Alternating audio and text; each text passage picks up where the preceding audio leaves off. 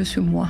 Que j'aille bien ou pas, j'assume qui je suis. Le respect, c'est quelque chose que j'exige. Peu importe la situation, le respect, il est posé. Et je me rendais compte que c'était très compliqué parce que les gens me regardaient en mode « ouais, c'est bien, mais… » Et à un moment donné, je me suis dit « mais écoute-toi, fais les choses. » Alors, elle l'a fait.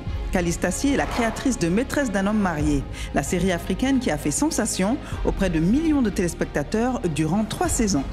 Ensuite, elle crée sa propre boîte de production et continue d'aborder des sujets sensibles avec de nouvelles séries comme Yaï 2.0 ou Air Lover. Je mets beaucoup d'émotions quand je crée mes personnages. Durant l'adolescence, un peu, ça n'allait pas fort avec mon père. J'avais peut-être écrit quelque chose et mon père l'avait lu. Il a ressenti en fait ma colère, ma haine. C'est là où j'ai su que l'écriture avait un truc très fort. D'où venait la rage ? Alors, il y a une date importante dans ta vie, 5 avril 2016. Parce que j'ai eu ce 5 avril-là, que j'ai transcendé beaucoup de choses dans ma vie. Et là, je me dis, il faut vivre la vie. Pour s'aimer, il faut se rendre compte qu'on existe, en fait. Il faut se voir, il faut s'écouter, il faut s'entendre, il faut se parler. Les cicatrices de nos vies méritent d'être célébrées. Une femme peut être ambitieuse et l'assumer pleinement. Moi, c'était toujours soit je gagne ou je gagne. Je n'entre jamais dans quelque chose en me disant que je vais échouer. Bienvenue dans Afro Business, le podcast où les entrepreneurs africains nous partagent leur histoire, leurs rêves et les secrets de leur succès. Ce que vous entendrez ici, vous l'entendrez nulle part ailleurs, alors surtout, ça reste entre nous. Bonjour Calista, je suis vraiment ravie de t'avoir dans Afro Business. J'aimerais qu'on mette un peu le contexte autour de ton histoire.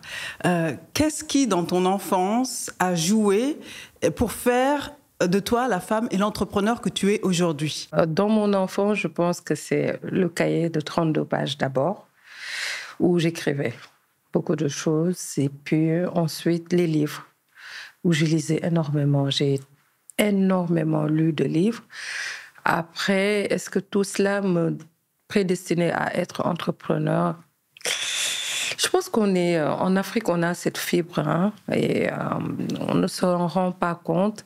On a toujours la dame qui vend au coin de la rue des légumes ou son tchaf, et on la voit gérer son business, tenir sa famille, participer à l'éducation de ses enfants. Moi, devant chez moi, il y avait une dame, paix à son âme, qui vendait du pain avec beaucoup de sortes de sauces, on va dire, du thon, du lambé. Et j'allais souvent là-bas et elle avait beaucoup de messages de bienveillance, mais aussi des messages qu'on n'entend pas tous les jours, en disant une femme doit travailler, une femme doit croire en elle, une femme doit être autonome financièrement. Et je pense qu'on peut dire que le déclic est venu de là. Et puis moi, je ne laisse pas facilement tomber. Et je pense que ça, c'est un trait de caractère des entrepreneurs. Donc, là que la question est posée, voilà, les trucs reviennent. Mais je ne suis pas née entrepreneur, voilà. Il faut le préciser. Donc, ça veut dire quoi? Il y a quelque chose qui s'est passé qui a fait que tu es devenue entrepreneur pour toi? Je pense que souvent, sans le savoir, on est prédestiné à faire des choses. Souvent, on est entrepreneur parce que pour beaucoup, ils ont une vocation, une passion. Ils savent qu'ils veulent faire tel métier ou faire tel business et ils se donnent les moyens de le faire. D'autres, c'est des entrepreneurs par circonstance, on va dire, parce que il n'y a que ça, il n'y a pas autre chose en fait. C'est-à-dire, quand on a eu à travailler toute sa vie et qu'on n'a jamais eu ce qu'on voulait, à un moment donné, on se pose la question, est-ce que je dois continuer à travailler pour d'autres, à avoir cette colère, cette frustration, tu vois, cette angoisse, et puis ce truc-là qui fait qu'on est épuisé, qu'on est malheureux, en fait, qu'on n'est pas bien, ou bien est-ce qu'on prend tous ces sentiments-là et qu'on les fait pour nous-mêmes, en les vivant pour nous-mêmes. Je préfère être malheureuse en travaillant pour moi, je préfère être angoissée en travaillant pour moi. Voilà, je préfère vraiment avoir ces sentiments-là en bossant pour moi qu'en le faisant pour quelqu'un d'autre. La frustration venait d'où? Parce qu'on peut aussi travailler pour d'autres et être épanoui. Je pense que la frustration vient du fait aujourd'hui qu'on est mal compris ou qu'on n'a pas forcément l'attention ou l'écoute qu'il faut. Toi, à l'époque, pour toi, c'était ça? C'était ça. En fait, je me voyais mais vraiment à part. Parce que, voilà, j'avais des idées, une façon de voir, une façon de faire. Je me souviens, à l'époque, je passais mon temps à écrire des scénarios, à rêver de ça, à vouloir des choses. Et je me rendais compte que c'était très compliqué. Parce que les gens me regardaient en mode « Ouais, c'est bien, mais... » Ah oui, mais tu vois, toi, avec tes idées, tu vois, c'était tout le temps « Next ». On ne t'écoute pas. Et à un moment donné, je me suis dit « Mais écoute-toi ». Fais les choses. Et puis, qu'est-ce qu'il y aura à la fin? C'est soit tu gagnes ou tu gagnes. Il n'y a rien d'autre. Mais c'est ça. Tu avais cette conscience-là, soit tu gagnes ou tu gagnes? Oui. Ça, à quel âge? Je pense la vingtaine. Hein. Moi, c'était toujours soit je gagne ou je gagne. C'est-à-dire, je n'entre jamais dans quelque chose en me disant que je vais échouer. Je me dis toujours que je vais le réussir, que je vais bien le faire. Et voilà, je pense que c'était une manière de me dire, peu importe ce qui arrive, ça va le faire. Voilà. Et l'écriture a toujours été là, apparemment? Toujours. Ça vient d'où? Franchement, je ne sais pas. Je n'ai jamais su. Tu n'as jamais su? Jamais. J'ai jamais su, j'ai toujours écrit. Je me souviens, à l'époque, durant l'adolescence, un peu, ça n'allait pas fort avec mon père. Et j'avais peut-être écrit quelque chose, je ne savais même plus c'était quoi à l'époque. Et mon père l'avait lu. Et mon père, il a ressenti, en fait, ma colère. Il a ressenti, en fait, ma haine. C'était ça. Et c'est là où j'ai su que l'écriture avait un truc très fort. Parce que quand on écrit, on se dit qu'on pose juste des mots, on pose nos émotions, mais on n'a pas ce recul pour voir comment l'autre absorbe en fait nos émotions. Et je pense qu'il les avait absorbées. Et ça m'a fait un déclic. Et j'ai su que ce n'était pas que des mots alignés, ce n'est pas qu'un sujet, un verbe et un complément, mais c'était beaucoup plus que cela. D'où venait la rage? Je suis née Mes parents ont divorcé quand j'étais jeune, je suis l'aînée. À un moment donné, j'étais avec ma mère, mais vu que financièrement, elle n'avait pas les moyens, mon père nous a récupérés. Et puis mon père, ce n'était pas forcément le papa qui était présent. On le voyait une fois sur deux. Je vivais avec mes grands-parents. C'était lourd, en fait. Il y avait beaucoup d'attentes. Je lisais beaucoup, donc je voyais comment des parents exprimaient l'amour, comment c'était d'avoir une famille, comment. Et j'avais pas de réponse, j'avais pas de répondant. Et je pense que la colère venait du fait que je trouvais qu'il y avait beaucoup d'injustices et je ne savais pas comment placer ces injustices-là. Et j'ai passé une grande partie de ma vie en étant en colère par rapport à beaucoup de choses, en fait. Et voilà, aujourd'hui, je pense que je maîtrise mieux ma colère. Elle est toujours là, mais tu la maîtrises ou bien elle a diminué? Elle est plus forcément là. Parce qu'avant, quand même, j'étais vraiment impulsif, quoi. Je partais au quart de tour. Fallait me voir sur les plateaux. Ouais, j'étais une vraie bombe, quoi.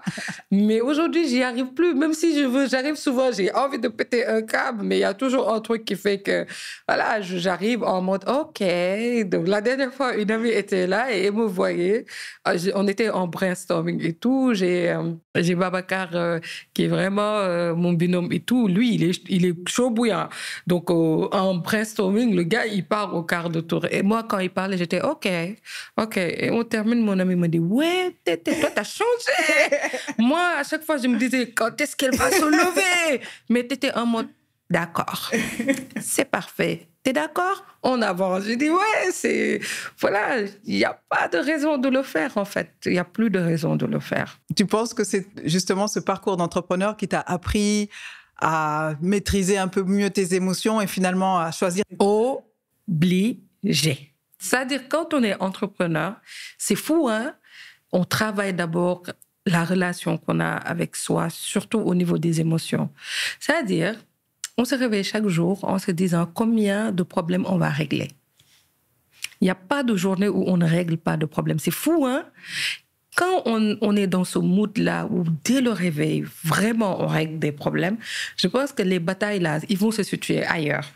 La dernière fois, ma comptable, elle m'a dit, elle est jeune, hein, elle m'a dit, ouais, Calista, non, elle me disait que sa sœur avait rencontré mon père et sa sœur lui disait, ah, le papa de Calista, c'est un amour, il est tout.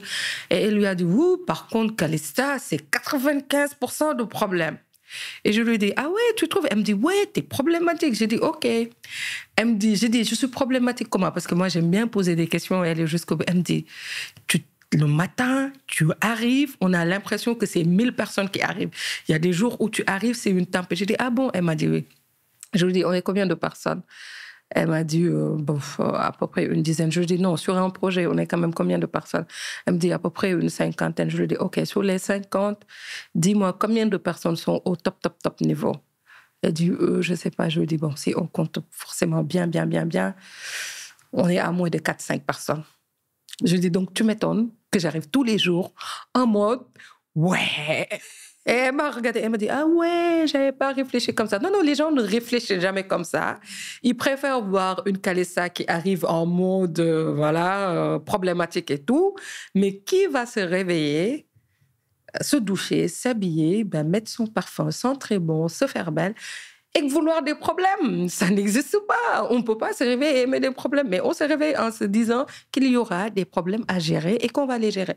Peu importe la manière, parce que quand je dis la manière, on n'arrive pas en mode je t'étripe, ou je piétine ton ego, ou je te manque de respect, mais en mode on se dit les choses en fait. On va s'asseoir. Moi, c'est du one-to-one, on se dit les choses. C'est-à-dire, tu as des trucs à me dire, d'accord, dis-les. Faut pas fuir, faut pas faire semblant, faut pas... Quand on est en one-to-one, tu refuses de me dire des choses et quand on sort, tu vas les dire aux autres pour qu'après que je l'apprenne, je vais te rappeler, on va s'asseoir encore et tu vas me dire les choses. Donc ça, c'est problématique. Donc j'assume, je suis problématique. Ok, donc petit à petit, tu as appris à développer ces skills en toi. Mais ce côté justement manager, en fait, parce que oui, c'est des grosses équipes et tu es vraiment celle qui chapeaute tout le monde. Ça, tu l'as appris comment? C'est au fur et à mesure, simplement, sur le tas? C'est d'abord une grosse remise en question parce que manager, c'est faire des erreurs. En tant que manager, je ne peux pas me mettre un 10 sur 10. Je me donnerai un 2. J'adore 2. Oui, 2. Pourquoi? Parce qu'en manageant, quand même, on se découvre, en fait. On apprend sur soi et sur comment interagir avec les autres. Et on apprend à connaître ses équipes, en fait. On sait les gens à qui il faut parler devant tout le monde, ceux qu'il faut appeler, ceux où tu dois laisser passer. Voilà, c'est-à-dire, aujourd'hui, en tant que manager, tu fais des erreurs. Tu rentres chez toi, il y a une personne mais très téméraire dans l'équipe qui t'appelle, qui te dit « je ne suis pas d'accord ». Parce que ce n'était pas la manière de faire, en fait. Où tu arrives vraiment, des fois j'arrive sur le plateau, mais en mode vénère, et il y a Babacar qui me tire, qui me dit « non, tu ne peux pas. On a une journée chargée, tu ne peux pas venir aujourd'hui juste parce que ça ne va pas et le dire. Tu vas attendre. » Et je ravale ma colère et je repars où je m'assois en mode je bouillonne. Quand les gens y passent, ils ne me saluent pas parce qu'ils savent que je suis prête. Et j'attends juste que quelqu'un me salue pour que je pète un câble, mais personne ne me salue. Personne ne me calcule. Parce que moi, en fait, quand je suis bien, tout le monde le remarque. Mais mes équipes, ils me connaissent tellement que quand j'arrive, des fois, ils ne me saluent pas le matin parce qu'ils se disent, celle-là, elle attend juste qu'on lui dise bonjour pour qu'il pète un câble, donc il ne me calcule pas. Donc, il y a des gens quand même, pour moi, pour bien manager, il faut avoir autour de soi des gens qui, quoi qu'il arrive, nous diront les choses en face. C'est-à-dire, ce ne sera pas, c'est parce que c'est Calista, quand elle fait des erreurs, je ne vais pas lui dire que tu as fait des erreurs. Babacar, il arrive, il me dit, Dom Day, amoo deug. Des fois, tu as tort, prends du recul et va t'amender. Tu vois, en tant que manager aujourd'hui, tu dis à quelqu'un, je suis désolée, même si ça te coûte, j'ai fait des erreurs, je suis vraiment désolée, et tu apprends à être humble. Moi, par exemple, aujourd'hui, si j'ai tort devant une personne et qu'il y a 1000 personnes autour, moi, je m'amende, c'est-à-dire je pose les genoux, pas les pieds, je pose les genoux par terre et je m'excuse. Peu importe comment les gens vont prendre la chose, moi, je m'excuse. tu vois. Je ne m'excuse pas en disant, en commençant par le fait de dire oui, tu sais, je m'excuse parce que non, je viens, je m'excuse, je suis désolée de t'avoir fait du mal, je suis désolée de t'avoir mal parlé, je suis vraiment désolée, en fait. C'est bon. Et tu dis, non seulement tu dis que tu es désolée, tu dis pourquoi tu es désolée et tu le fais vraiment de façon humble et sincère. Oui, je le fais parce que ce n'est pas l'autre, en fait, mais c'est pour moi, en fait. Parce que si je rentre chez moi dans ma tête et qu'il y a un truc qui me dise tu as mal fait, j'aurai du mal à avancer. Mais je rentre, j'ai du travail chez moi, je veux dormir, je veux me reposer. Je ne vais pas rentrer chez moi en ayant quelque chose dans la tête parce que le cerveau nous raisonne, en fait. Je ne vais pas être chez moi, vouloir travailler et que mon cerveau me dit « Ah non, là, c'est pas bon. T'aurais pas dû lui dire ça. » Et puis, je commence à travailler. Tu m'as bien entendu. T'aurais pas dû, tu vois. Donc, j'évite ça. Donc, je m'amende. Je dis que je suis vraiment désolée. Je suis sincèrement désolée. Je cafouille beaucoup. Je fais pas mal d'erreurs et j'apprends de mes erreurs. Et j'essaie aussi d'aller au-delà de ces erreurs-là. Et des fois, ça marche. D'autres, ça ne marche pas. Pour moi, c'est ma manière de manager. Je suis pas manager. Je suis juste une personne qui essaie quand même de voir comment bien poser le relationnel dans le travail. Quelle est la plus grosse erreur que tu aies commise, pour laquelle tu as dû t'excuser? Si, je pense que la plus grosse erreur, c'était vraiment de ne pas trop communiquer, parce que je suis deux extrêmes. Autant je peux être très extravertie, autant je suis introvertie. Et je pense que au début de ma carrière, la grosse erreur, c'était de ne pas communiquer sur comment j'étais, en fait. C'est-à-dire, dans le casting de maîtresse, j'étais vraiment amie avec les actrices et les acteurs et tout. Et moi, je fais la distinction entre quand on est vraiment bien là et quand on doit travailler. C'est-à-dire, je change automatiquement de masque, en fait. Et je pense pour beaucoup, ça a été très difficile que 2 minutes avant, on était en train de se taper des barres de rire et que 1 minute après, que je redevienne Calista et que j'impose des choses, que je dis des choses et que je casse vraiment les choses et que quand tu es là en mode « oui, des trucs », je t'arrête en te disant « non ». Il y a des limites. Et là, je n'ai pas communiqué sur ça et je pense que ça a été un truc très compliqué pour beaucoup de personnes et ça m'a valu pas mal d'amitié, on va dire. Mais, et au début même, je me posais des questions en me disant est-ce que vraiment j'étais normale? Parce que moi, du tic au tac, je change de masque. Quand je travaille, je n'ai pas d'amis. Moi, mes parents, ils disent, ma mère, quand tu arrives et que tu lui dis, je veux travailler avec ta fille, elle te dit, hey, elle ne met même pas son père et sa mère dans son travail. Moi, mes parents ne se mêlent pas de mon travail. Dans les décisions de mon travail, ils ne s'y mêlent pas. Ils disent ça, elle a bien fait le tracé. Nous, on ne peut pas intervenir dans son travail. Même le fait de me demander, par exemple, quand je décide de faire quelque chose qui a un rapport avec mon travail, peu importe. Si je dis que, par exemple, je veux aller en justice pour tel truc, mon père ne va jamais me dire « Ah, ne le fais pas ». Ma mère ne va jamais... Non, ils vont me dire « T'es sûr? Nos prières t'accompagnent, on est là pour toi ». Comment est-ce que tu as appris à mettre ces limites? Parce qu'on est d'accord qu'on est dans une société où c'est très rare et difficile, surtout pour une femme, de savoir à ce point mettre ses limites, notamment vis-à-vis de sa propre famille.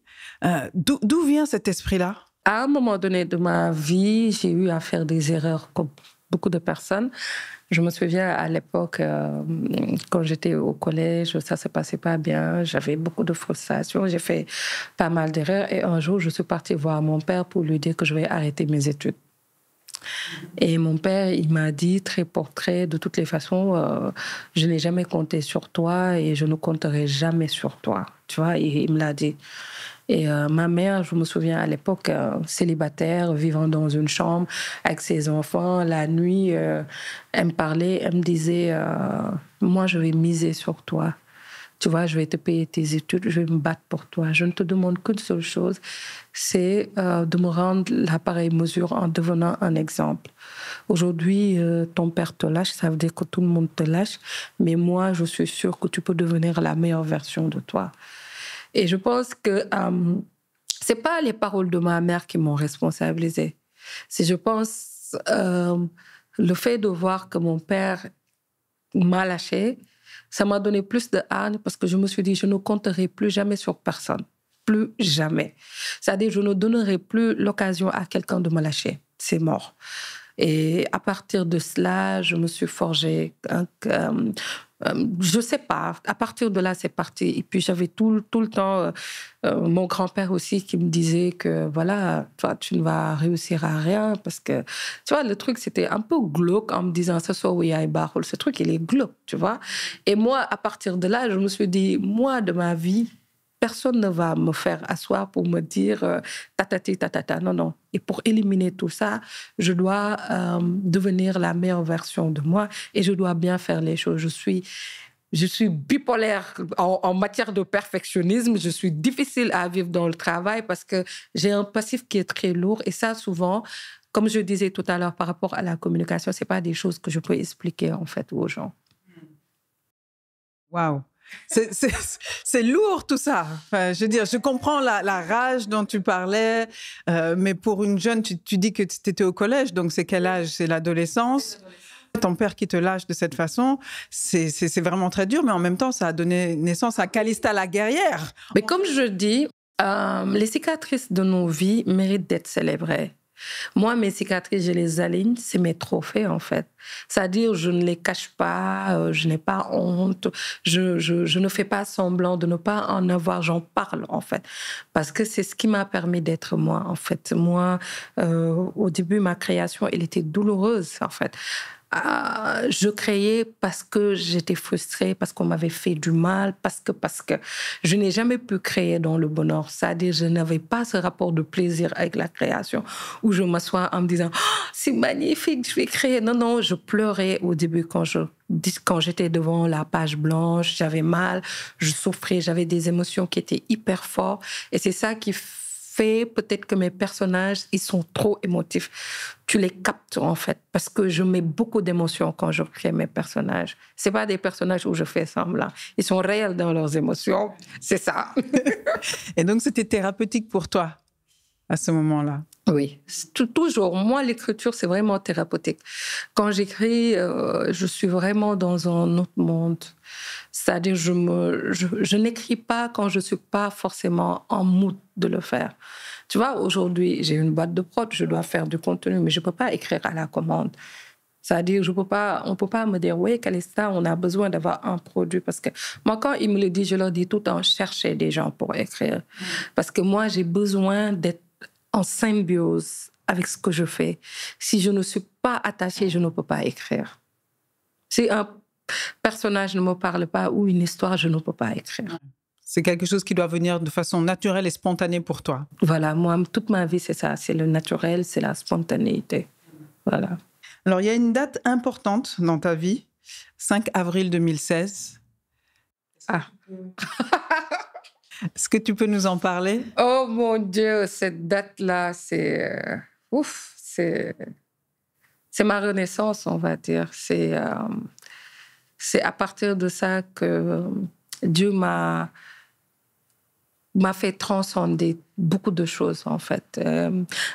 Rien qu'hier, j'en parlais, je disais que mon rapport avec le vécu, il est très complexe, en fait. C'est-à-dire, moi, je me réveille le matin, je garde ma voiture, je prends un taxi toute la journée. Okay. Tu vois, je me réveille, tu me rends compte, j'ai l'air d'une clodo. C'est-à-dire, je n'ai pas un rapport forcément comme les gens. Où il m'est arrivé un jour, une femme m'a rencontrée et on lui a dit c'était Calista et elle m'a regardé des pieds à la tête en mode wesh, c'est elle. Parce que je n'ai pas en fait ce rapport avec ni l'apparence, ni... Moi, j'ai réglé ce truc-là. Par rapport aux circonstances, je peux avoir l'apparence des circonstances, mais je reste moi, en fait. C'est-à-dire, on ne me verra jamais parce que je suis avec le président Macky Sall et on me voit adopter une posture du genre oui, non. Tu es Même toi. Devant le président, je suis moi. Je me rappelle, j'ai eu à rencontrer le président, il était choqué. Je lui dis, ah ouais, mais quand vous souriez, vous êtes magnifique. Ah, vous êtes beau, je ne savais pas. Et il m'a regardé en mode, mais elle est sérieuse. Et il m'a dit, oui, j'ai regardé Maîtresse. J'ai dit, ah, monsieur le président, vous avez regardé. Mais il fallait m'appeler. Tu vois, j'étais en mode, je suis comme ça, en fait. Ouais. C'est-à-dire, j'aime pas là où je suis retenue. J'ai été brimée tellement de fois dans ma vie où là, basta. C'est-à-dire, même quand on m'invite, j'ai du mal à aller dans les invitations parce que j'ai du mal à être une personne que je ne suis pas. Moi, j'adore m'éclater. Je suis comme une bulle, en fait. Moi, j'adore. C'est-à-dire, j'adore ressentir des choses. Je peux pas être je suis unconventional. Je peux pas être très formaliste, très oui, tu te retiens, tu fais non, non. C'est pour ça que j'aime pas trop sortir, j'aime pas trop faire des choses. Moi, je pense que c'est parce que j'ai eu ce 5 avril-là que j'ai transcendé beaucoup de choses dans ma vie et que je me dis, quand on vit avec la mort au quotidien, j'ai perdu ma sœur, j'ai perdu mon frère, j'ai perdu mon meilleur ami, j'ai perdu tellement de personnes. J'ai perdu beaucoup de personnes qui ont été des catalyseurs, qui m'ont motivée. Je me souviens, à l'époque, ma sœur, elle se réveillait le matin, elle appelait ma mère pour lui dire « Rappelle-moi quand elle passe à la télé », tu vois. Après, elle m'envoyait des messages. J'avais mon frère qui me disait qu'il était fier de moi. J'avais mon meilleur ami. Quand je lui ai appris que j'étais malade, il est venu me chercher parce qu'il n'aime pas marcher. C'était un basketteur, le gars, 2 mètres et trucs, il n'aimait pas marcher. Il n'y avait que moi pour le faire marcher. Et on marchait, il me disait, je déteste marcher, un géant ne marche pas. Et quand je lui ai parlé de ma maladie, il s'est arrêté, il m'a dit, Calista, je suis plus malade que toi. Je n'ai pas l'air d'être malade, mais je suis plus malade que toi. Et le gars, il rentre 1 mois après, bim, il meurt. Tu vois le truc? Et là, je me dis, il faut vivre la vie. Et moi, je sais aujourd'hui que le jour du jugement dernier, je ferai face, peu importe mes erreurs et ce que j'ai fait de bien, je saurai répondre de tout ce que j'ai eu à faire. Parce que je suis en paix avec moi et moi-même. Et la dernière fois, j'appelais une tante et elle me disait, mais moi, j'ai l'impression que je vais mourir. Je lui disais, mais moi, j'ai ce même sentiment. Elle me dit, ça s'appelle la paix intérieure. Et on était comme des gamins. Elle dit, oui, on a la paix intérieure. Il faut qu'on fasse des choses. Tu vois, nous, on est vraiment folle, quoi. Ouais, non, il faut qu'on fasse la paix intérieure. Et puis, à un moment donné, on s'est dit, mais vraiment, durant 30 minutes, nous, on a débattu sur la paix intérieure alors qu'on ne sait même pas ce que ça veut dire. Tu vois, on aime utiliser de grands mots qui ne veulent rien dire absolument. Et je pense qu'aujourd'hui, voilà, j'ai des moments où c'est des moments qui ne sont pas forcément faciles. Mais je sais vivre avec ces moments. Quand ça arrive, je ne me force plus à vouloir être forte, à vouloir tenir. Non, non. Quand je me réveille que ça ne va pas, je traîne en pyjama, je ne prends pas ma douche. La dernière fois, mon mari m'a dit, je me casse la tête là à vouloir dire, ouais, je déprime. Ouais, je déprime, mais sans goût, ça n'a rien à voir, tu vois. Moi, je vis les choses, tu vois. Quand je me réveille, tu peux je être déprimée propre. Oui, il m'a dit, mais quand même, arrête-toi aussi, tu es là à traîner en pyjama en mode, ouais, je déprime. Tu vois, les trucs. Et puis après, je prends les moments comme ils viennent. Il y a des jours où il faut célébrer tout ce qu'on a.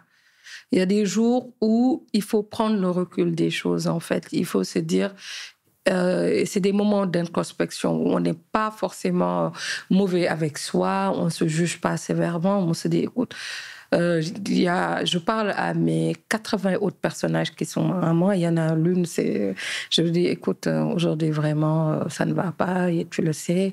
Prenons le temps de rester calme. Tu veux lire? Non. Ok, parfait. Tu veux regarder quelque chose? Non. Ok, parfait. Qu'est-ce que tu veux? Je veux pleurer. Bon, pleurons. Et on pleure, voilà. Mais alors dis-nous, le 5 avril, c'est le diagnostic. Tu as eu un diagnostic? Oui, le cancer du côlon. On n'en parle pas beaucoup. Ça existe malheureusement. Et je pense de plus en plus au Sénégal, hein, ça existe. Bon, c'est des gens qui ont quand même la 50aine qui l'ont. Moi, je l'ai eu dans la 30aine. Bon, on parle peut-être d'alimentation aux pauvres en fibres ou je ne sais même plus quoi. Bon, on l'a diagnostiqué, alhamdoulilah, très tôt. Mais il y avait des moments de doute. Et le diagnostic, en général, les gens ne s'en rendent pas compte.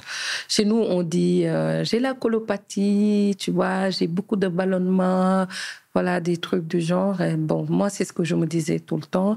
Et à un moment donné, j'ai observé un autre signe qui est du sang au niveau des selles, bon, les gens n'observent pas aussi. Moi, je l'ai fait, je ne sais pas pourquoi. Et je me souviens, à l'époque, je devais faire un scanner. Il y avait le docteur, comment elle s'appelle? Elle est au niveau de Daniel Sorano, très, très bien. J'étais partie là-bas et elle m'a demandé de faire un scanner. Et je suis rentrée à la maison et ma mère m'a dit « Ah, ils vont juste gaspiller de l'argent, il n'y a rien et tout. » Mais il y avait un truc qui me disait « Va le faire » et je l'ai fait. Et je me souviens, j'étais partie là-bas toute seule. Elle m'a dit « T'es mariée? Non. Tes parents? Oui. Ils sont vivants? Oui. Ta mère, elle peut venir ?» Là, j'ai senti qu'il y avait un truc. J'ai dit « Non, ma mère ne peut pas venir. S'il y a un truc, c'est moi. » Elle m'a dit « Non, non, mais il faut quelqu'un de la famille. » J'ai dit « Bon, ma mère, elle n'est pas apte pour écouter s'il y a un truc. Peut-être mon père. » Et mon père est venu parce que, en fait, après, on voit s'il n'y a pas un truc héréditaire du côté de la mère, du père. On remonte pour voir s'il n'y a pas d'antécédents et tout. On a posé des questions pour voir, mais bon, en Afrique, on ne sait jamais déjà. C'est problématique. Et puis, il faut suivre après, de mon côté, si j'ai des enfants ou ma sœur, si elle a des enfants, tu vois. Faut vraiment suivre, en fait. Après, bon, ma mère, elle n'était pas forcément au courant de comment les choses se passent et tout. Jusqu'au fameux jour où j'ai été hospitalisée parce que je devais faire...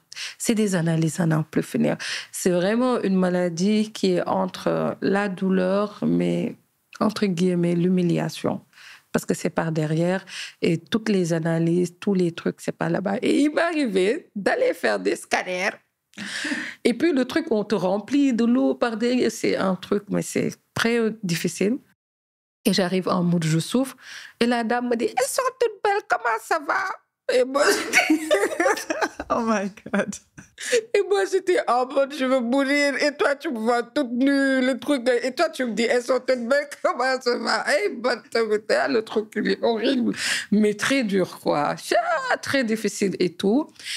Et le jour où on devait me refaire une analyse que j'avais eu à faire, et puis ma mère a dit, mais elle a déjà eu à faire l'analyse. Et c'est quoi le résultat et tout?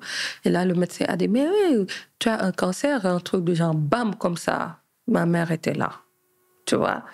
Et quand j'ai vu le visage de ma mère, j'étais en mode, mon Dieu.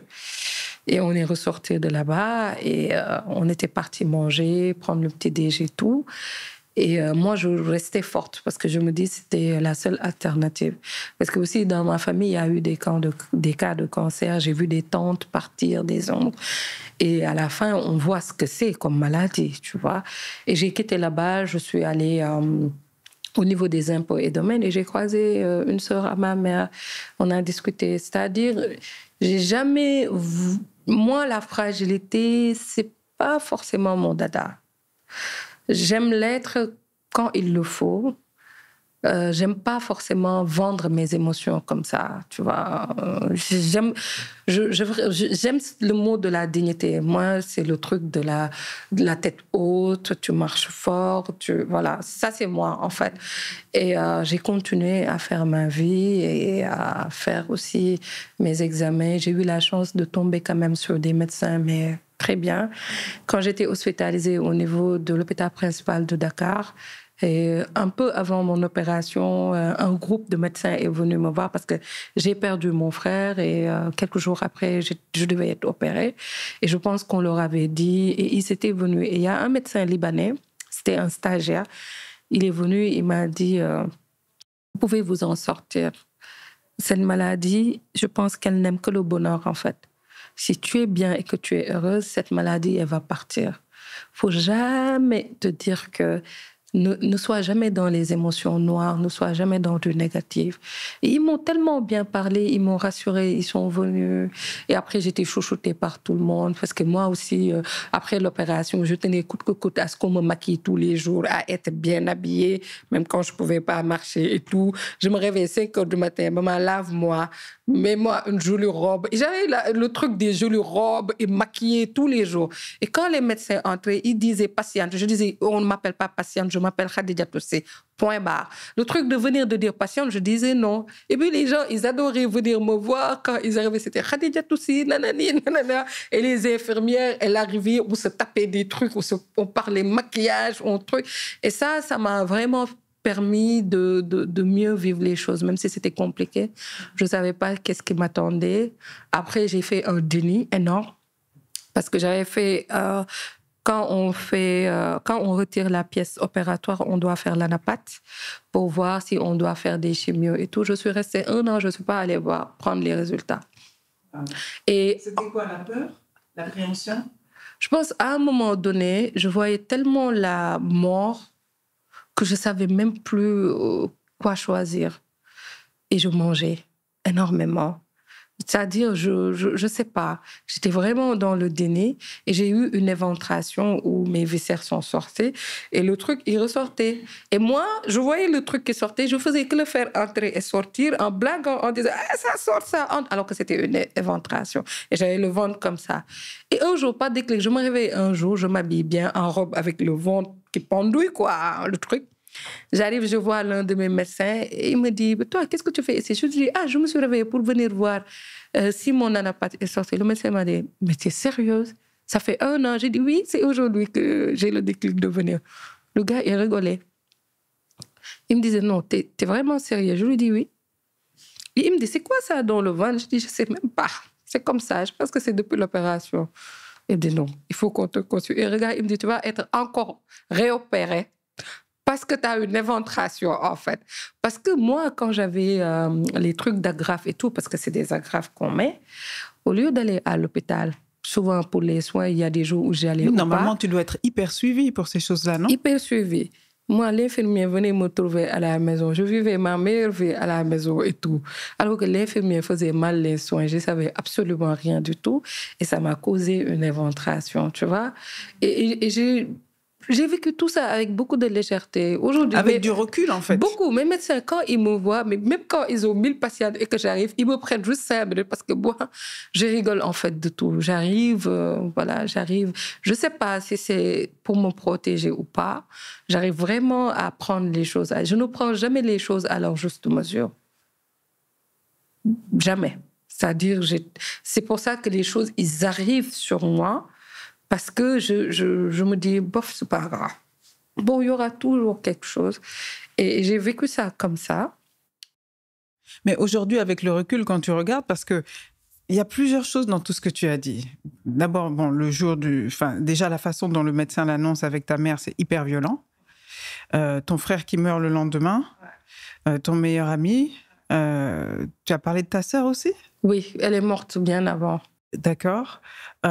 Donc, et en même temps, cette légèreté, maquillage, belle robe et tout, j'ai l'impression que c'est comme si c'était un peu surréel. Oui, parce qu'à un moment donné, quand même, ça m'a rattrapée. J'ai ma meilleure amie qui avait perdu son frère et j'ai commencé à ne plus dormir et avoir des maux de tête, mais atroces. Mais j'avais des douleurs à la tête que je ne pouvais même pas expliquer. Et je faisais le tour des hôpitaux et on ne voyait rien. Et c'était la même période, ça ou... Bien après, oui, la même période. Okay. Juste 1 an après.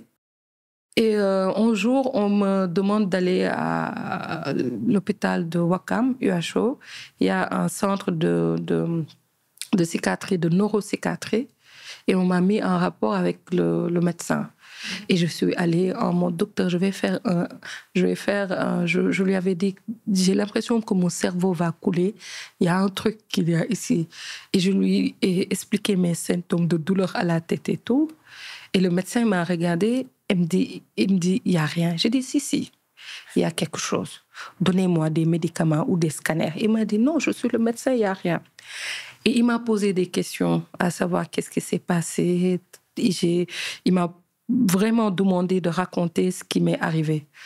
Et quand je lui ai expliqué, il m'a demandé, mais par rapport à votre maladie, vous avez bénéficié d'un suivi psychologique? J'ai dit, suivi psychologique?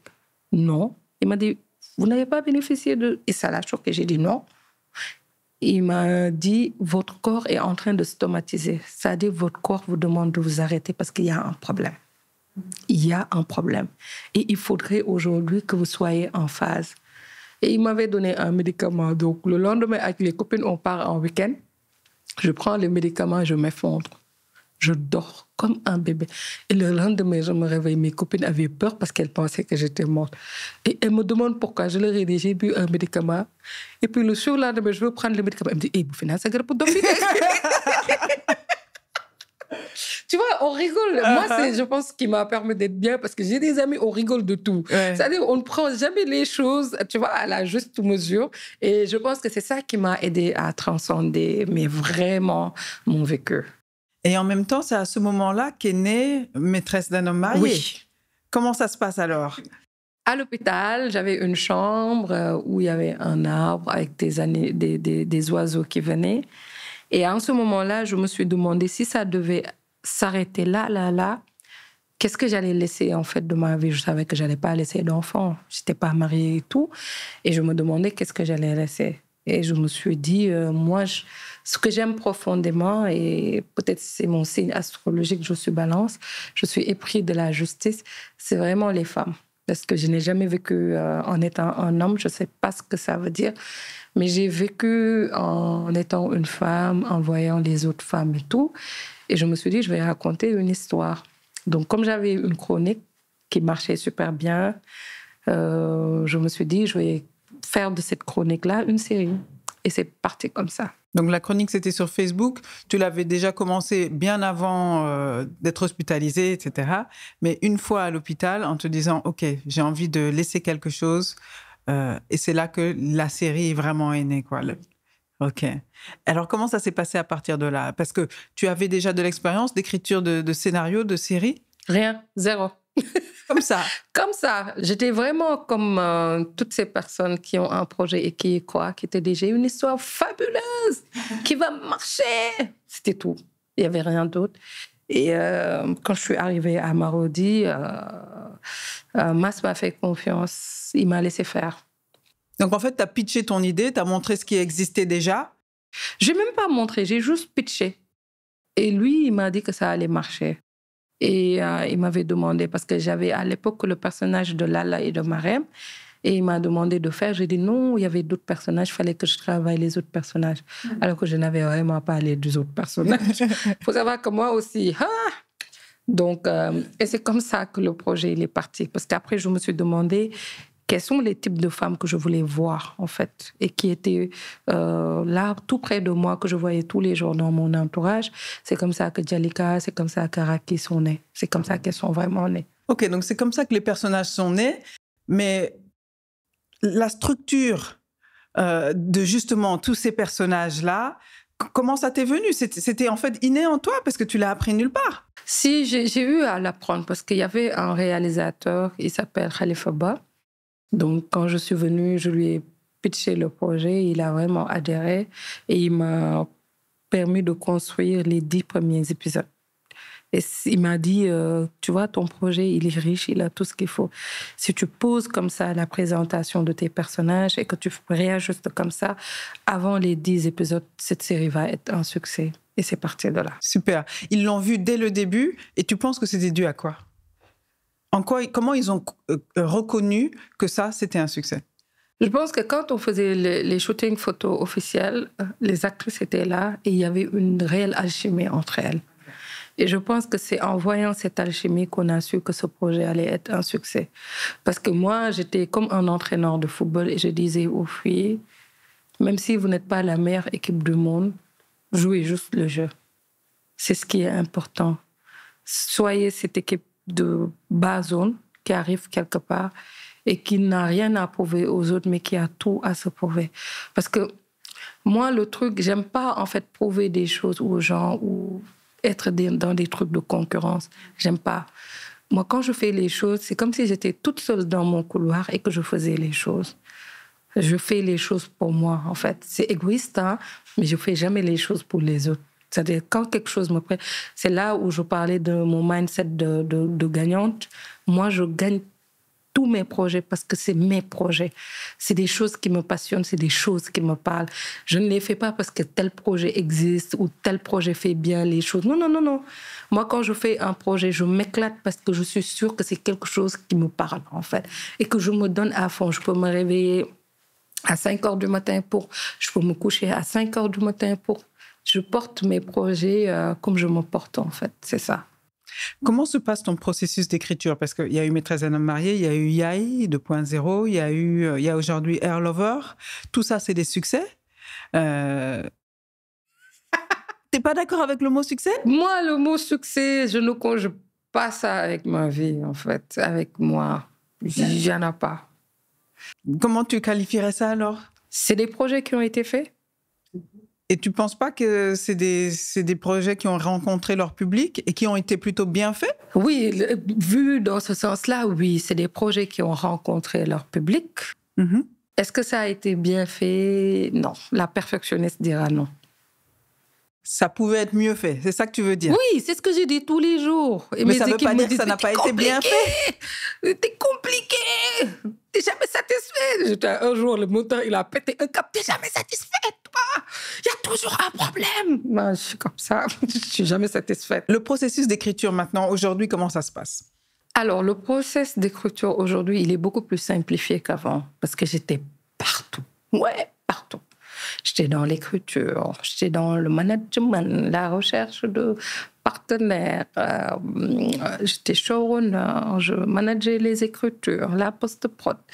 Aujourd'hui, c'est plus simplifié parce que je commence à accueillir d'autres personnes et je suis directrice d'écriture où je définis la Bible, les lignes, comment faire les choses. Et eux, ils écrivent et j'ai les derniers retours que je regarde. Ça me permet de ne pas forcément être vraiment très impliquée et d'avoir un détachement. Et ça se passe bien. OK. Et est-ce que tu peux m'expliquer comment s'est passée pour toi la démarche qui semble tout à fait naturelle, hein, de scénariste à productrice? Productrice. C'est pas naturel, hein?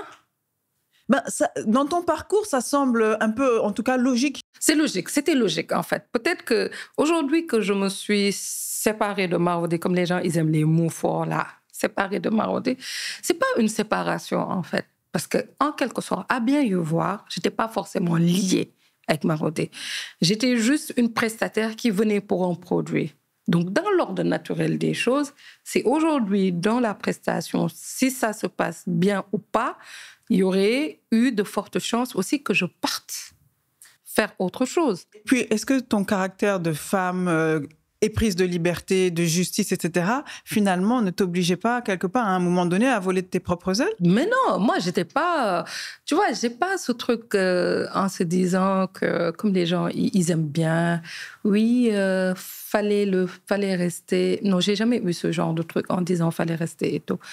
Mais moi, je sais que toutes les personnes qui m'ont côtoyée dans le travail ou dans la vie privée, ils savent que je ne suis pas une personne aujourd'hui qui peut aujourd'hui travailler dans un climat où je suis obligée de dire « Ah oui, c'est comme ça, ah oui ». C'était dans l'ordre naturel des choses que j'allais leader. Je lead. Moi, naturellement, je lead. C'est pas un truc que j'impose ou un truc, mais je lead naturellement, tu vois. Donc, c'était évident que j'allais moi aussi leader. C'est ça. Et donc, c'est devenu... C'est naturel. C'est devenu ta boîte de prod, c'est Calista Prod, hein? Oui, je ne suis pas partie chercher loin. Flemme. C'est très bien comme ça. Et ça se passe comment alors, cette nouvelle vie d'entrepreneur? Raconte-moi. Bien. Bien. Parce que, voilà, j'aime pas être fataliste, je dis bien. Bien dans la mesure où c'est un tableau avec toutes les couleurs.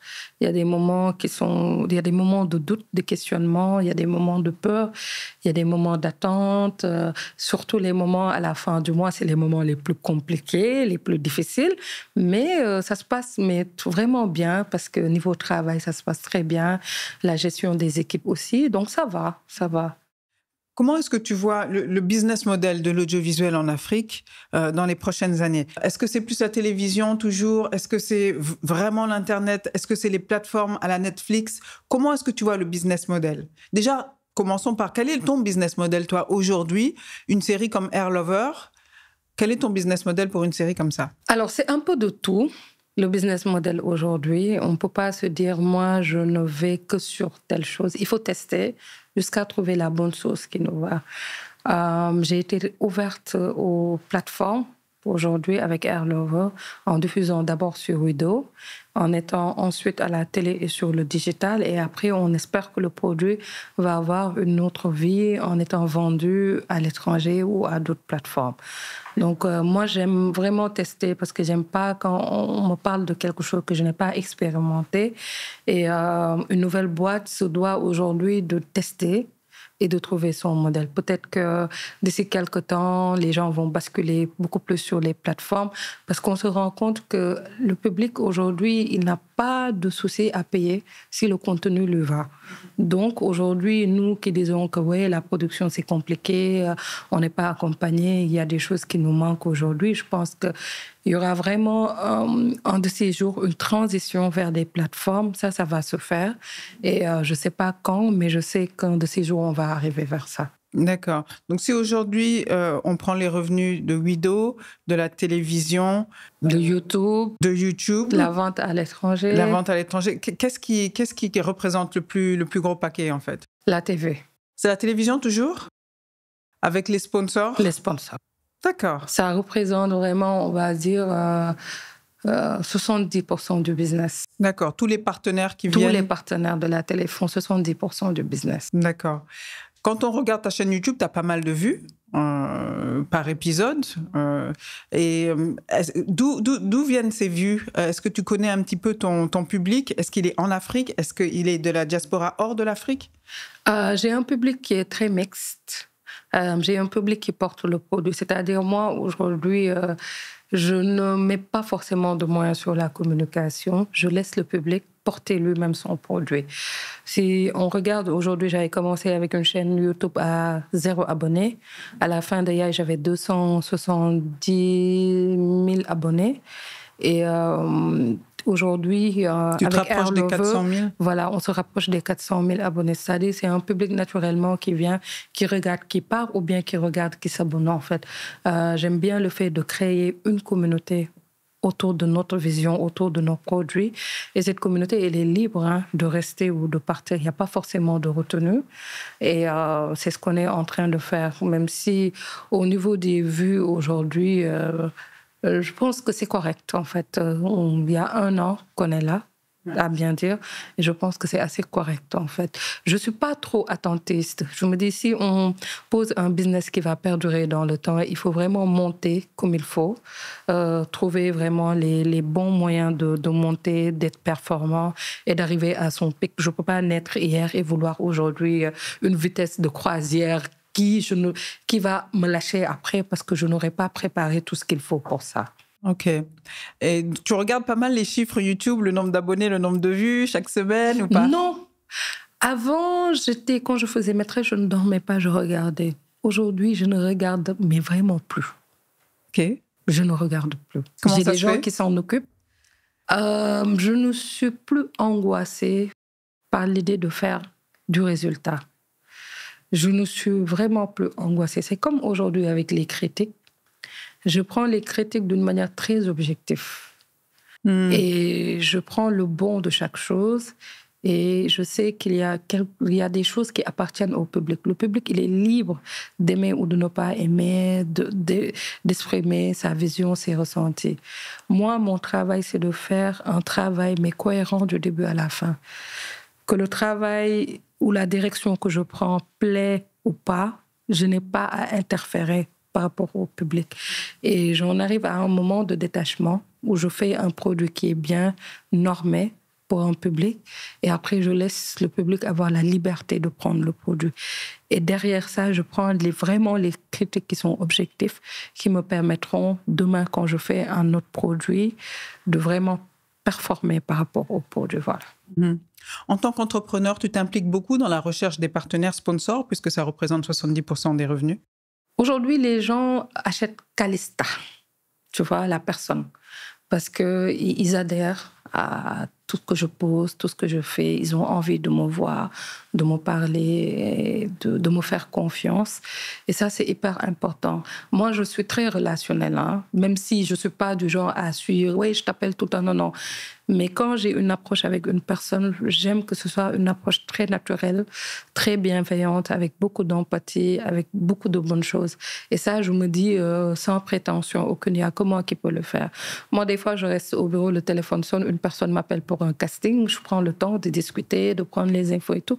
Et à la fin, quand la personne me dit, moi, je demande le nom et truc, madame, c'est quoi votre nom? Quand je dis Calista, la personne, oh, sérieux? Je dis oui.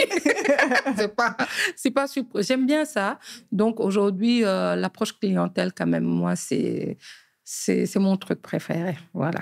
Et comment est-ce que tu vois l'évolution? Donc tu disais les plateformes. Tu penses que c'est ça surtout qui va prendre le dessus? Je pense bien. Les plateformes payantes, je veux dire, oui, par rapport à YouTube. Bien. Parce qu'on parle beaucoup de YouTube. Oui. Toi, tu penses que les revenus sur YouTube sont pas si importants? Si. Pour le moment, pour nous, c'est correct. Hein. Franchement, c'est correct. Franchement, ça nous permet aujourd'hui de stabiliser la production et puis d'accompagner les personnes qui sont dans la production. Mais je trouve que c'est correct. Hein. Au niveau management, ça a été difficile pour toi de constituer une équipe solide? On sait à quel point c'est important. Après, comme je dis, moi, aujourd'hui, faut se chercher tout le temps. Il y a des gens qui seront là au départ, qui vont partir. Il y a d'autres qui vont revenir. On va chercher aussi au niveau de la performance. Il y a des gens aujourd'hui dans l'équipe qui peuvent avoir de super bons postes, mais qui, dans le rendement, vont fatiguer l'équipe parce qu'ils n'avancent pas au même rythme de l'équipe. On est obligé de faire des changements, en fait. Moi, je suis la personne qui peut se réveiller avec une personne et le soir qui te dit au revoir. Et on s'assoit et on discute et je t'explique le comment, du pourquoi d'une séparation. Pour moi, une séparation qui est expliquée où les deux personnes savent le comment, du pourquoi, il n'y a pas de problème. Je prends le temps d'expliquer en te disant, écoute, parce que je me souviens à l'époque, j'avais une assistante qui un jour sur le plateau pétait le câble et avait une bagarre avec le comptable sur des trucs. Elle a fait une crise de nerfs, des trucs. Je l'ai appelée, je lui ai dit, écoute, tu es une personne formidable, mais ce comportement-là ne sied pas aujourd'hui avec le travail que nous faisons. Parce que s'il y avait des partenaires, ça allait être compliqué, mais même aujourd'hui, par rapport aux acteurs ou à la technique, c'est pas un bon comportement à véhiculer. Je pense qu'il te faudrait aujourd'hui travailler sur tes émotions. Si tu veux aujourd'hui évoluer, il faut travailler sur tes émotions. Si tu veux que je puisse t'aider par rapport à ça, je pourrais t'accompagner. Mais aujourd'hui, on ne peut plus collaborer parce que c'est un risque que je ne peux pas faire prendre à l'équipe. Il ne s'agit pas que de toi ou de moi, mais c'est une équipe. Et la personne a compris et on s'est séparés en de bons termes.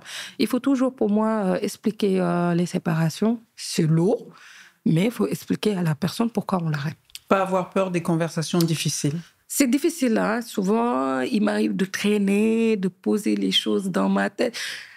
Mais ça se fait. Il y a des gens, quand même, je ne prends pas le temps de m'asseoir et de discuter avec eux. Il y a des gens où le pont, il est coupé. Je n'ai même pas besoin ni de me justifier, ni d'avoir une conversation, ni. Non, il n'y en a pas. Il y en a, je ne sais même pas. Qu'est-ce qui compte le plus pour toi dans ta vie d'entrepreneur? L'humain. Il est au cœur de ma vie d'entrepreneur. L'humain est capable de nous donner plus qu'on ne s'y attend, de vraiment nous donner, avec les tripes, sans retenue, sans s'arrêter, sans douter, sans. Mais l'humain aussi est capable du pire. Autant il est capable du meilleur, autant il est capable du pire. Mais moi, vraiment, c'est l'humain. Pas autre chose. Tu disais quand tu étais dans ta chambre d'hôpital que tu voulais laisser quelque chose. Est-ce qu'aujourd'hui, tu as l'impression de l'avoir fait déjà? Oui. Parce que quand je rencontre des femmes, j'arrive toujours à avoir une conversation, peu importe le niveau qu'elles ont. On a cette alchimie qui fait qu'on parle de tous les sujets. C'est facile parce que il y a un jour, je disais à mon mari que j'ai peur de rencontrer des gens. Il me disait pourquoi. Je disais, il y a cette facilité pour les gens de se confier à moi, de me dire des choses. Il me disait, tu as peur de la responsabilité que cela implique en fait. Ça implique beaucoup de responsabilité que de détenir la vie de quelqu'un. Et aujourd'hui, je suis en phase avec ça. J'aime recevoir de belles histoires, j'aime rencontrer des femmes qui... Parce que moi, je n'étais pas forcément tactile, je n'aimais pas qu'on me touche, vraiment. On m'appelait la sauvageonne, je ne supportais pas qu'on me touche. Et aujourd'hui, j'arrive à prendre des gens dans mes bras et à avoir un bon câlin, à discuter, à partager des énergies. Donc, ça va. Quels sont les sujets que tu as abordés, notamment dans Maîtresse, mais aussi dans Yaye ou dans Hair Lover, dont tu es vraiment fière? Parce que tu as quand même brisé quelques tabous. Hein? Tous les sujets. Hein. Il y en a un ou deux peut-être. Enfin, moi, je sais que... L'infertilité, moi, c'est Yaye. Oui, c'est ça. C'est le sujet dont je suis le plus fière. C'est l'infertilité, ce questionnement-là sur le pourquoi les femmes ne se marient pas. Et c'est aussi ce rejet quand on a un enfant différent. Moi, mon tableau aujourd'hui, c'est vraiment Yaye. C'est la profondeur de Yaye. Tu me disais qu'après chaque projet, tu as besoin de prendre une pause, un peu de te régénérer. Il le faut. Parce que j'ai pas mal enchaîné le travail et je me suis retrouvée à la fin de Yaye à faire une crise d'hystérie au bureau. Wow. J'étais fatiguée. J'étais fatiguée au point que ça m'a lâchée et que je me suis retrouvée par terre, quoi, en mode, mais à faire peur à tout le monde, quoi. J'étais vraiment partie en vrille parce que j'étais hyper fatiguée. Il faut dire que moi, je m'implique à 1000% sur mes projets.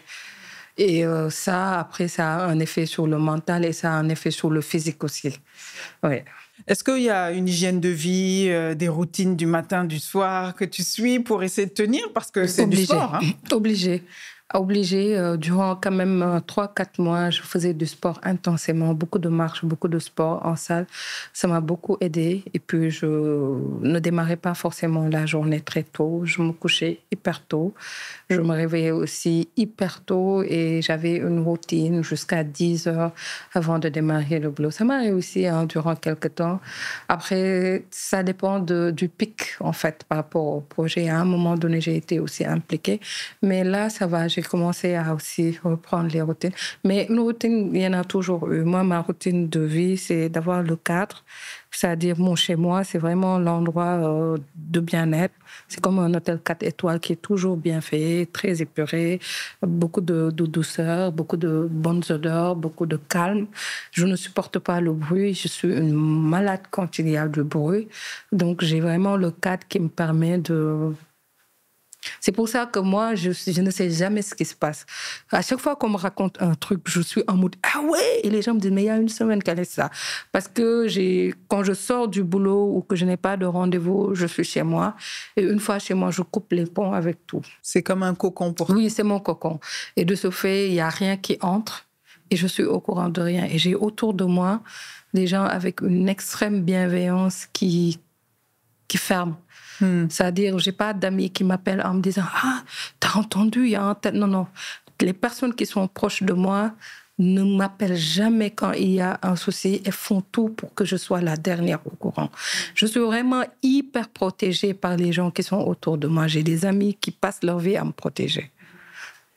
Tu parlais tout à l'heure des femmes avec qui tu peux avoir certaines discussions aujourd'hui. Quelque part, tu es devenue une figure publique. Comment tu l'as vécu, ça ?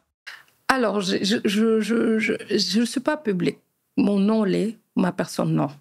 D'accord. J'ai beaucoup travaillé pour avoir cette distinction. Les gens peuvent se dire Calista, quand on le dit, les gens, ah oui, mais beaucoup de personnes n'arrivent pas à mettre un visage sur moi.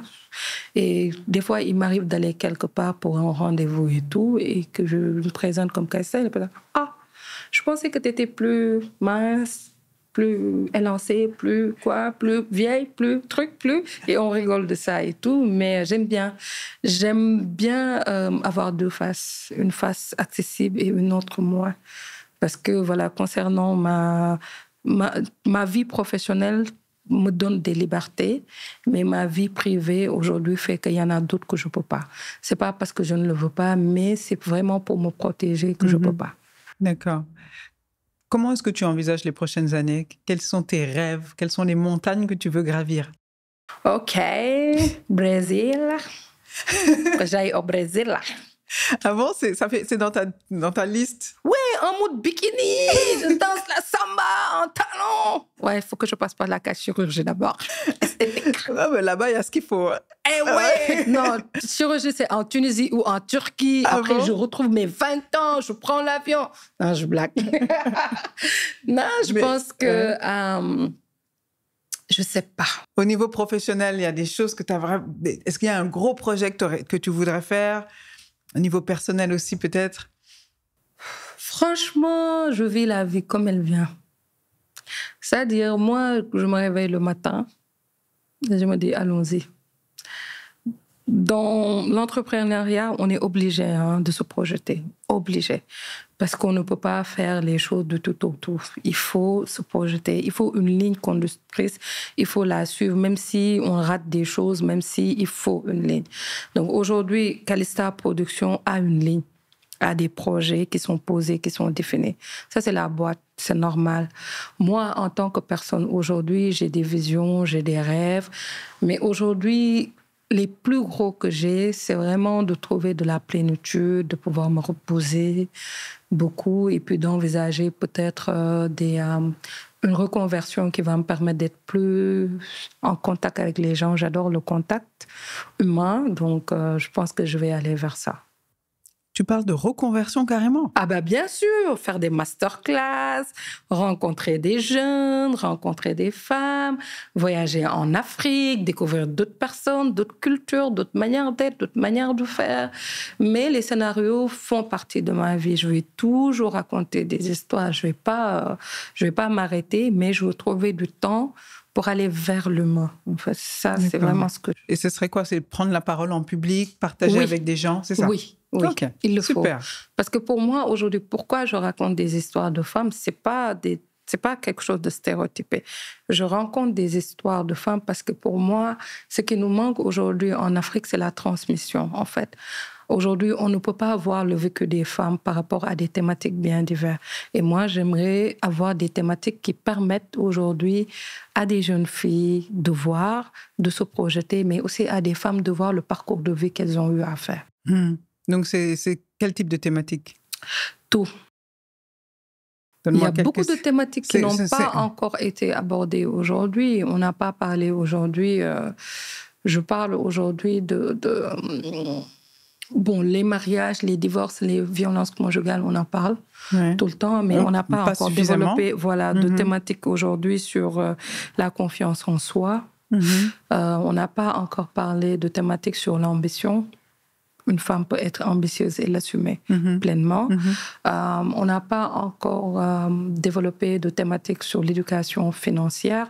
Il y a beaucoup de thématiques qui touchent les femmes qui peuvent être développées. Tu parles beaucoup de l'amour de soi et de la bienveillance. Oui. Comment on fait? Beaucoup de femmes ne savent pas comment s'aimer soi-même.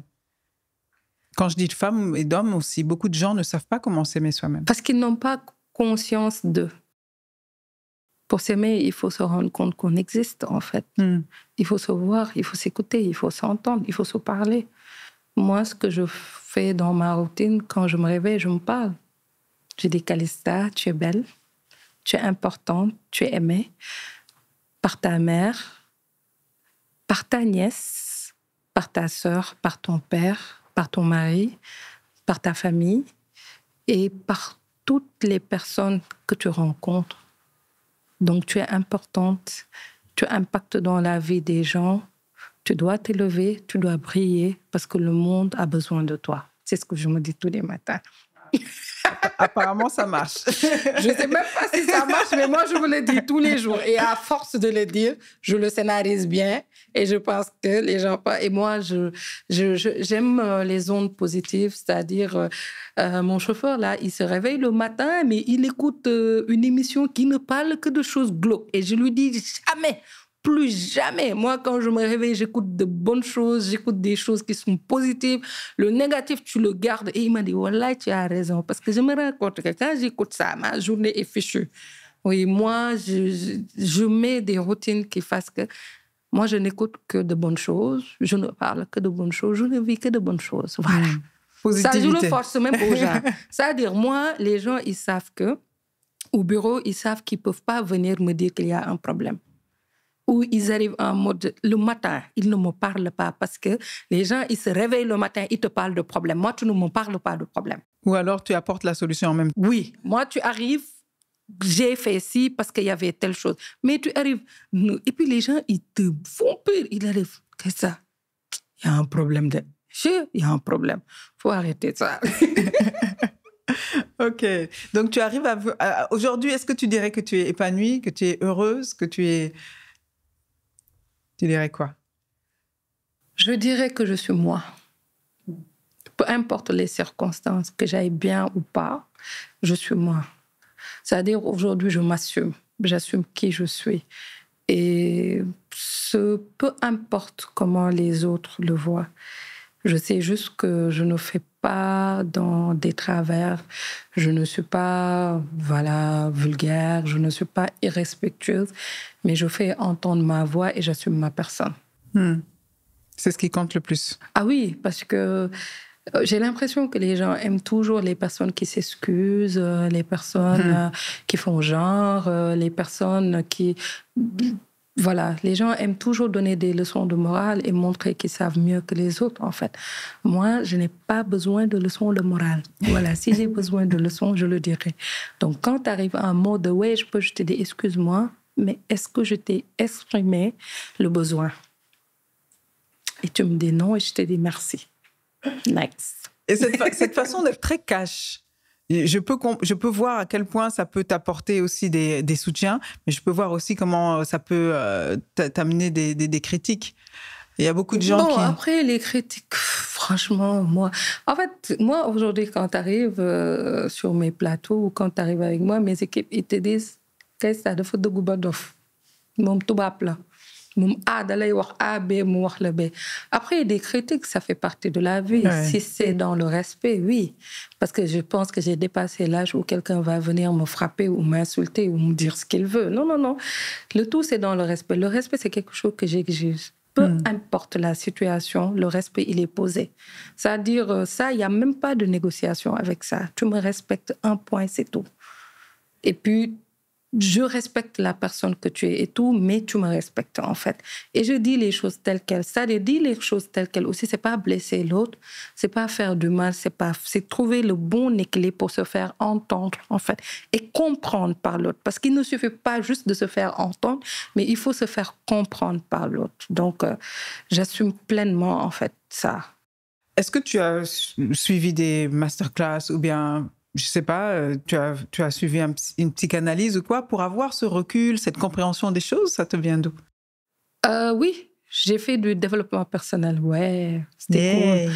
Mon mari m'a inscrit dans 2 trucs de développement personnel. J'ai misé sur ma personne. Il faut aussi miser sur sa personne. Après, moi, j'ai toujours eu ça. J'ai toujours été très, très cash et tout. Mais je faisais un peu le truc de maslaha, la sénégalais. Je ne sais même pas dire le mot, les gens rigolent quand je le dis, je le faisais, tu vois. Parce que ma mère me disait, ouais, il faut prendre la forme des trucs et tout. Mais arrivé à un moment, avec tout mon vécu, avec tout ce que j'ai fait, écoute, voilà. Pour moi, c'est simple, les relations, soit on les entretient bien, soit on essaie de faire. Il y a des gens dans ma vie aujourd'hui, pour rien au monde, je vais les perdre. Pour rien au monde. Et je ferai tout ce qu'il faut pour.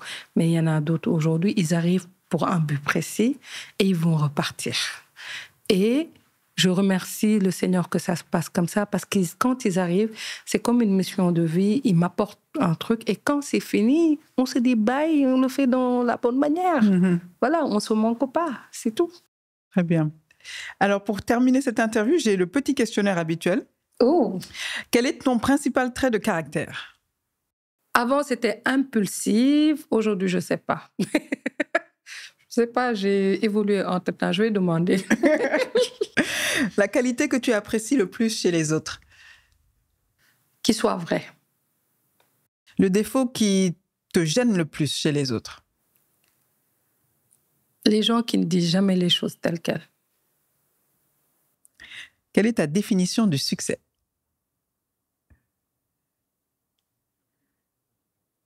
Faire des navets. Ok. Qu'est-ce qui te rend heureuse? Tout.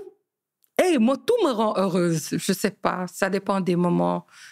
Voilà, moi, tout. Moi, je m'émerveille de tout. De tout, hein? Moi, je prends vraiment l'instant. Moi, vraiment. OK. De quoi as-tu peur?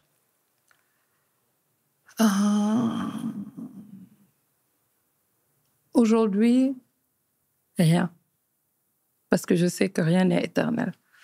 Je sais que je peux perdre à tout moment les personnes qui sont autour de moi.